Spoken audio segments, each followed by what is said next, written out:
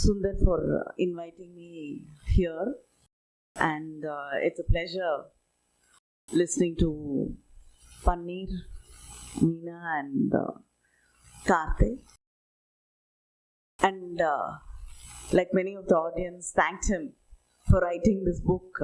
I really would like to appreciate him and thank him for bringing out this brilliant piece of work.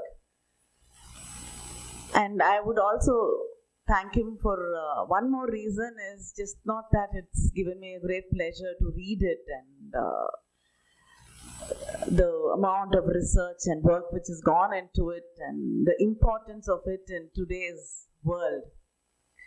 It also makes life easier because we've never had good works on Periyar in English or in other languages, and so when I talk about Periyar to my friends in Delhi, when people ask me for a book or some material to read, sometimes you're embarrassed to give the translations because, they're really bad. So when you have a brilliant book like this, you can always give it with pride. So I thank you once again for that. And when we talk about Periyar, I really like the title of this book, A Study in Political Atheism, because we are trying to shy away from the fact that he was an atheist. Yes, he was not just an atheist. He did not say, ban religion, move out of religion, destroy religion, and, break away from the concept of God and do away with it. He was much more than that. And as when Karthik was speaking, he said, you can fit him into everything. I think as a feminist, and of course, many people are embarrassed to call themselves feminist. I'm a very proud feminist. I've never come across a person who spoke feminism so strongly and without any hesitation, without holding back the way Periyar did. And I think it holds good to anything he spoke about.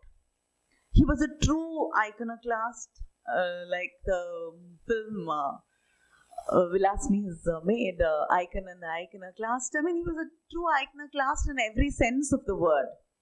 The state, he did not, hesitate to question the state or whatever, anything you believed in. It was a true scientific temper which he had, which did not hesitate. And people found it very difficult.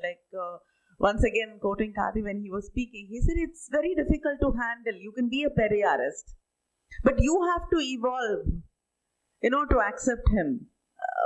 How I looked at him 10 years ago, 15 years ago, when I started off in my 20s, there were questions which I could not accept. And of course, he always allowed you. He did not say, believe in whatever I said. He said, you don't have to. Differ with me, argue with me. That is what Periyar was. So, but to understand and handle him in totality and accept him, I think it takes time and a lot of debate with Periyar himself and his works, his ideology. Today, when you talk about Periyar, I think there is nothing that will hold back Periyar. Today, if you talk about anything modern, anything which is breaking the glass ceiling of any community, and when you talk about discussion and debate about anything, I think Periyar was prepared for everything. There is nothing that he would shy away from. There's nothing, because he did not have the need to shy away from anything. He spoke what he believed in, and he said, a person who truly believed in asking questions, a person who truly believed in seeking answers, and he did not want to give you the answers. He was always, we know about his friendships with the religious leaders. he did not hesitate to have a discussion. He did not, condemn you because you differed. But today, that is what the world is seeing. If you have a different opinion, if you want to debate with me, then I will cast you away. I will name you something and push you aside. That is where we are going towards. But Periyar never had, because he was so confident in what he believed in, that he never had this need to shy away from debate. He always, encouraged debate, and he did not shy away from debating with people. Like Jayagandhan, I think most of you know this.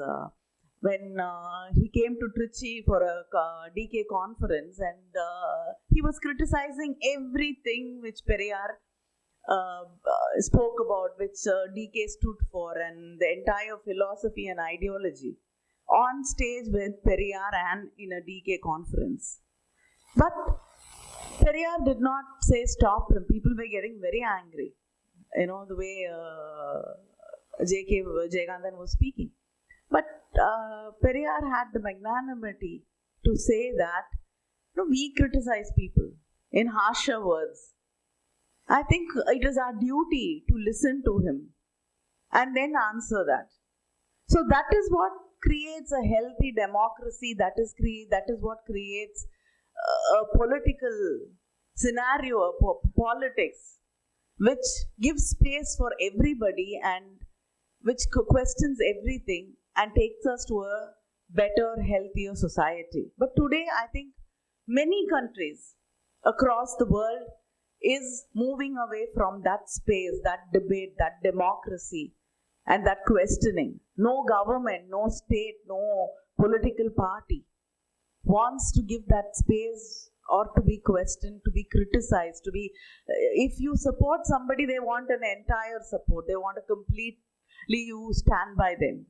That is the kind of society we are looking at. That is the kind of politics we are moving towards. And this totalitarianism, of politics or ideology, which cannot change, will definitely lead us to where we do not want to go. And today, that is where we are going towards. So that, in this context, Periyar becomes very, very, very important. He did not... there's a lot of criticism about Periyar. I am very happy that this book addresses about his support to Islam. A lot of critics ask you this question, if you say Periyar is an atheist, and if you call yourself a feminist, how do you support Periyar, and how do you accept the fact that he said, convert to Islam? For Periyar, everything was a debate. Everything was, at that moment, at that context, what was right. And then he had the courage to differ from his own self. People say, you talk about language, how much you people love language. Periyar said Tamil oru kaatumirandi mozhi. How do you accept somebody who said something like that? But there is truth in what he said. He wanted Tamil to go to the next level. He wanted you to go to research. He did not want... Periyar was not somebody who would be happy celebrating about your Sangam poetry, about Silappatikaram. He definitely did not accept Silappatikaram. He did not want you to just stop with celebrating Tamil, how ancient it is, how beautiful it is. No.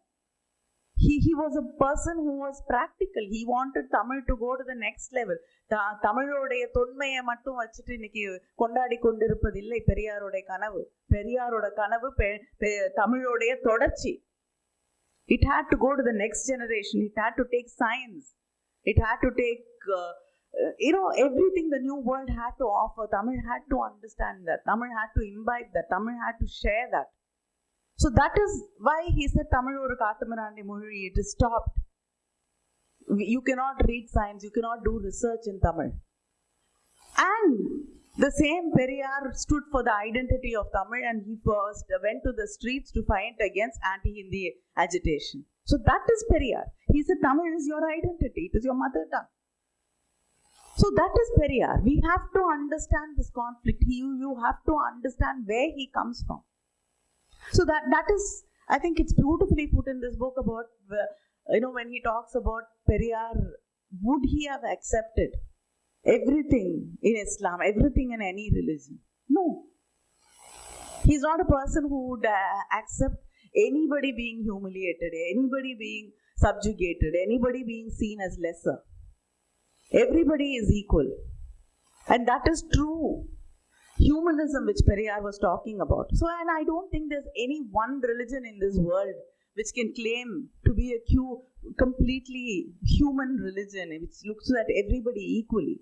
So how would Periyar, a person for whom only that mattered, accept any religion in its total form as it is being presented to us? So I think the problem is either you want to take Periyar again to a platform where you cannot debate Periyar, you cannot criticize Periyar, you cannot discuss Periyar, or you take Periyar to a space where you call him as anti-Hindu, anti-religious, anti-national maybe today, and you just want to forget Periyar. But thank you. I should like to.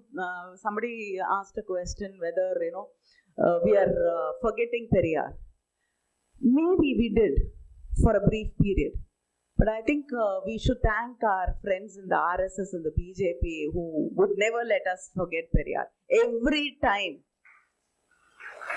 you pour saffron, you insult him, I think there is a revival of Periyarism. And today, I think this book is also because of that.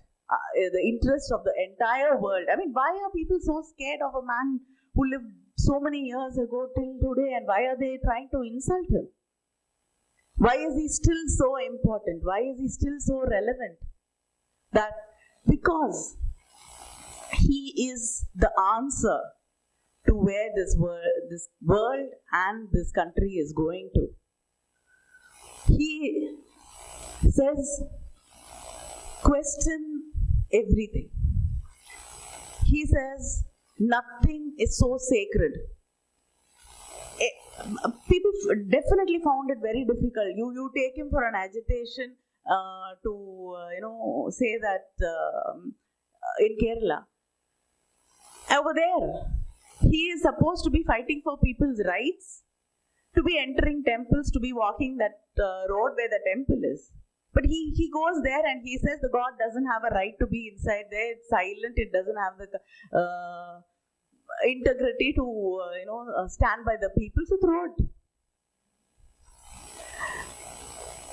So it is difficult. It is difficult to digest a person who goes beyond what you're supposed to question. He always went one step beyond. That is why I think even today we find it very, very difficult to digest. But still, we have integrated Periyar. When Periyar statues are being insulted, I think it is just not the atheists who go stand there to defend him or who are there. It is the believers. Like he was talking about his grandmother. I like to talk about my mother, who is a very, very, very religious person. She would not listen to any debate like a typical religious person. But and she's not a very sentimental person either. But there's only one thing. You ask, as a daughter, you ask her for anything, she will give it to you. But there's only one thing she's not given to me, and I wanted desperately from her. That is the sari Periyar gave it to her. I've asked for it 100 times, and she will not give it to me. A devout Hindu, a religious person. Even my father could not convince her, that, it's pointless going to temples or being religious. But till today, she has that sari with her, and she says, you can take it only after me. I will not give it to you.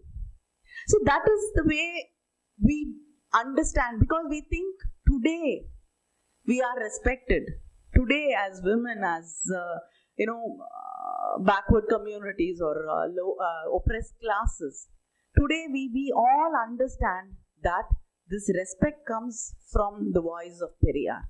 This respect, this dignity which we've got comes from the voice of Periyar. But sadly, we do have not. Somewhere we thought Periyar has done his work. Periyar has finished what he started to achieve. We did not understand that it is it is a continuous process. I think in the film also they say that somebody will come and work against whatever you've done, and it will be undone. So today we are seeing it undone. So religion for many people is something to hold on to. Today people are talking about Hindu Rashtra.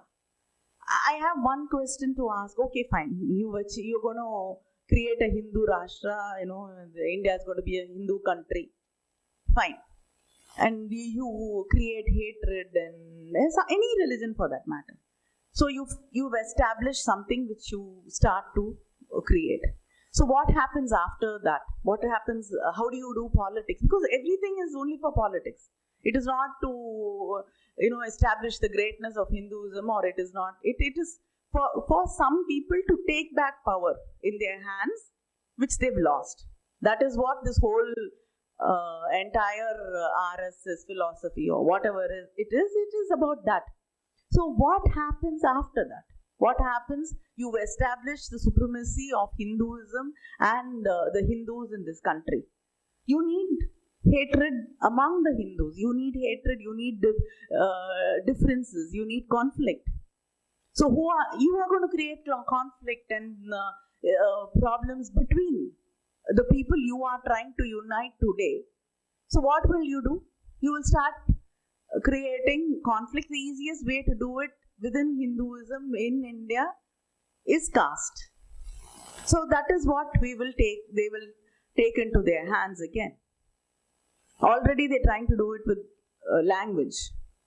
And once our voices are raised against it and South is reacting very strongly to it, then it goes silent and again it comes back, So that's what is happening. So we should understand that this is why Periyar said, as long as religion is there, as long as a religion accepts caste system, that caste system and that religion cannot protect or cannot take us to a society which will be treating everybody on par equally. So we have to do away with whatever holds it.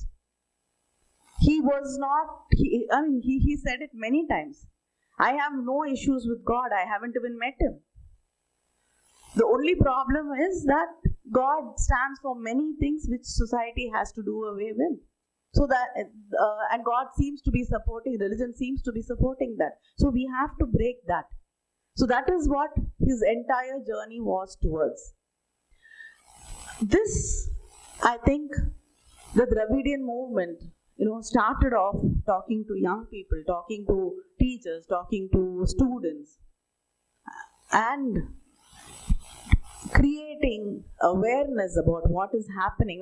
Some of the old art speeches, when you go back and read, it's fascinating. Imagine Dravidian leaders like Anna, talking about world politics, talking about world history, talking about everything to somebody in rural Tamil Nadu, to their audience. They did not think that the people will not understand. They did not shy away from, what will be interesting, what will people clap for. No. They just wanted to, discuss. They wanted to educate. அதுதான் மாலை நேரத்து பல்கலைக்கழகங்கள்னு சொன்னது. They honestly, they believed in educating. They wanted to share. They wanted to tell you, to open up your world. So that is what I think is our duty. That today we have to go back to that work. Just not as the part of the Dravidian movement or the DMK or anything.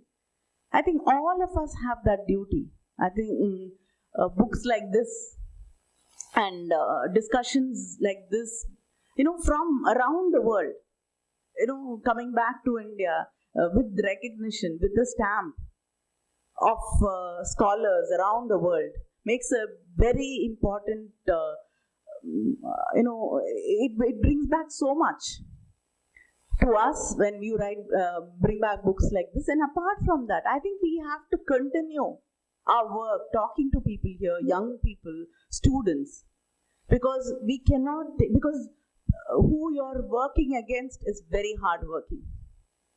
You can see the amount of work which is being put in there. It is not somebody simple you're working against.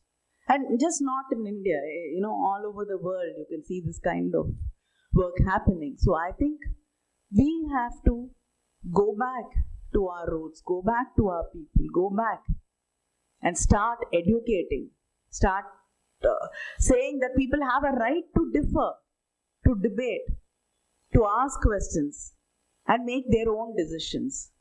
And I always have this, it's a question I have. Is religion as personal as we think it is? We always say that, religion is personal. Do we let religion to be personal? And can religion really be personal? No.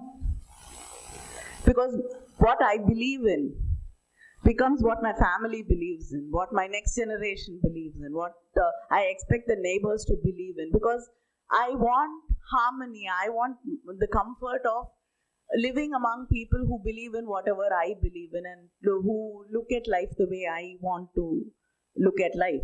So, can religion really be something personal?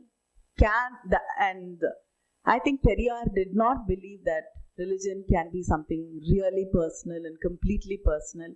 And I think that is why he said we have to do away with religion.